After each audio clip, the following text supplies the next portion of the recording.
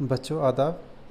बच्चे की दुआ जो हमने नज़म पढ़ी थी उसका ये दूसरा पार्ट है। इस नज़म में हम जो भी खाली जगह सवालात और अल्फाज मायने हैं वो पढ़ेंगे। तो आइए वीडियो को शुरू करते हैं। लेकिन शुरू करने से पहले अगर अभी तक आपने चैनल को सब्सक्राइब नहीं किया है तो चैनल को सब्सक्राइब ज़रूर कर लें। तो चलिए पढ़ना शुरू करते हैं। सबसे पहले लिखा है लब। लब कहते हैं होंठ को। उसके बाद है तमन्ना। तमन्ना यानी आरज़ू या फिर ख्वाहिश। आगे देखिए सूरत। सूरत कहते हैं मानंद को। ज़ीनत। ज़ीनत कहते हैं रौनक को या फिर खूबसूरती को। आगे देखिए परवाना यानी पतंगा। शमा कहते हैं चिराग को। हिमायत तरफदारी या फिर मदद। हमायत कहते हैं किसी की मदद को, मदद करते हैं जब हम किसी की, तो उसको कहते हैं हमायत। हमायत यानी मदद। उसके बाद देखिए दर्दमंद होता है गमगीन या फिर दुखी। ज़ईफ़ होता है कमज़ोर या बूढ़ा। राह होता है रास्ता। तो ये थे इसके अल्फाज। मैंने आप एक बार फिर से वीडियो को देख सकते हैं अगर आपको समझ में नहीं आया है तो।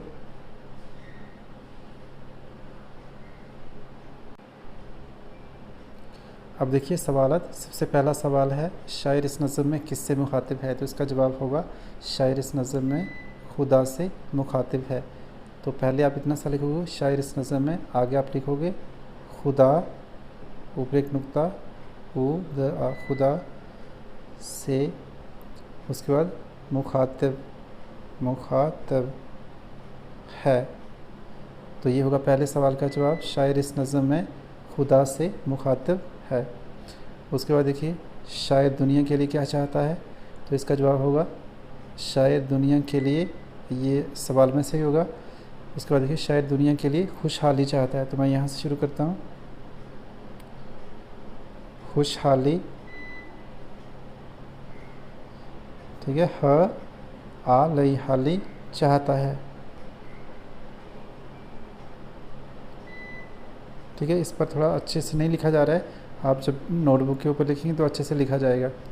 उसके बाद देखिए शायर वतन की ज़ीनत किस तरह चाहता है। तो इसका जवाब होगा जिस तरह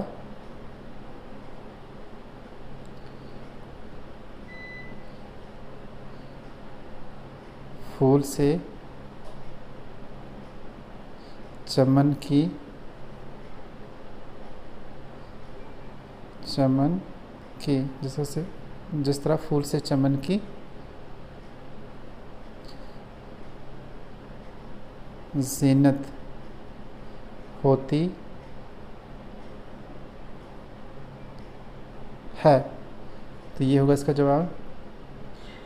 आखिरी सवाल है आखिरी शेर में शायर ने किस ख्वाहिश का इजहार किया है।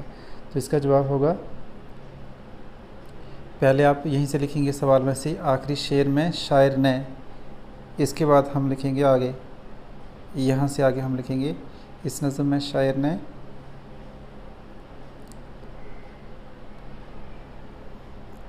कहा है कि ए खुदा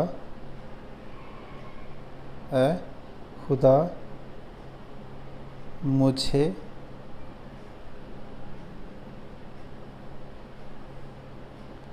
हर बुराई से बचाना और नेक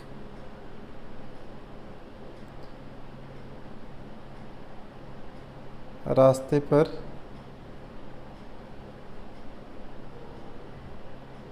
चलाना।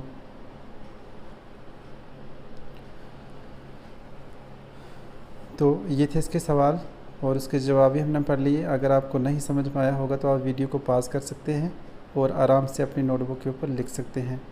अब आगे देखिए कुछ खाली जगह हैं, ये हम देखते हैं। सबसे पहले है यहाँ पे देखिए जो पहली खाली जगह है, ज़िंदगी डैश की सूरत हो खुदाया मेरी। तो आगे ब्रैकेट में लिखा है शमा या चिराग। तो इन दोनों में से एक लफ्ज़ आपने उठाना है और यहाँ पर लिखना है। तो सबसे पहले क्या आएगा, ज़िंदगी शमा की सूरत हो खुदाया मेरी, हो मेरे दम से यूं ही मेरे वतन की जीनत। तो यहाँ पर वतन आएगा दूसरी खाली जगह में, इधर आप लिखोगे वतन, ऐसे करके। अगली खाली जगह में देखिए, हो मेरा काम गरीबों की हमायत करना, तो गरीबों कहाँ आएगा, इधर खाली जगह में आएगा। आप देख देख के यहाँ से लिख सकते हो। उसके बाद है मेरे अल्लाह बुराई से बचाना मुझको, तो इसमें आएगा, ये वाला आएगा बुराई। ठीक है, तो ये आप अपनी बुक के ऊपर लिख सकते हो पेंसिल के साथ। तो ये थी खाली जगह।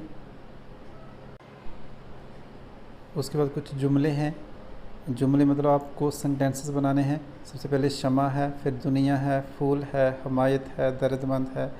तो ये आप, मुझे उम्मीद है कि आप बना लोगे, क्योंकि इसको बनाने के लिए आपको इसके मायने पता होने चाहिए।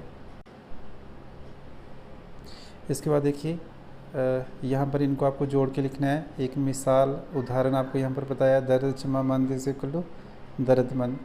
तो इसके बाद ऐसे ही सेहत जमा मंद, तो आपने वैसे ही लिखना है, सिर्फ जो प्लस का निशान यहाँ पर लगाया है ये नहीं लगाना है, बाकी पूरा का पूरा ऐसे आएगा। मैं आपको यहाँ पर एक लिख के बताता हूँ।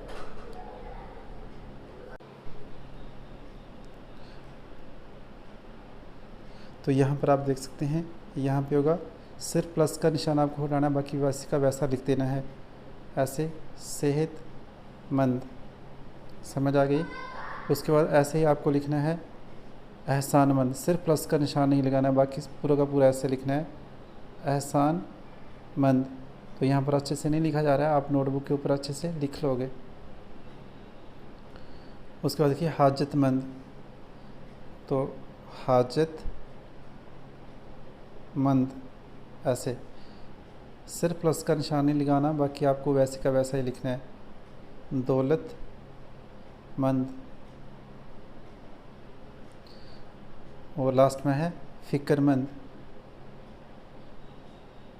फ़िक्रमंद, सिर्फ जो प्लस का निशान लगा है ये नहीं लगाना है, बाकी सारा का सारा वैसे लिखना है। तो आज की इस वीडियो में इतना ही। अगर वीडियो अच्छी लगी है तो चैनल को सब्सक्राइब ज़रूर करें, और ज़्यादा से ज़्यादा लाइक करें और शेयर करें, और चैनल को सब्सक्राइब करना बिल्कुल ना भूलें। Thanks for watching.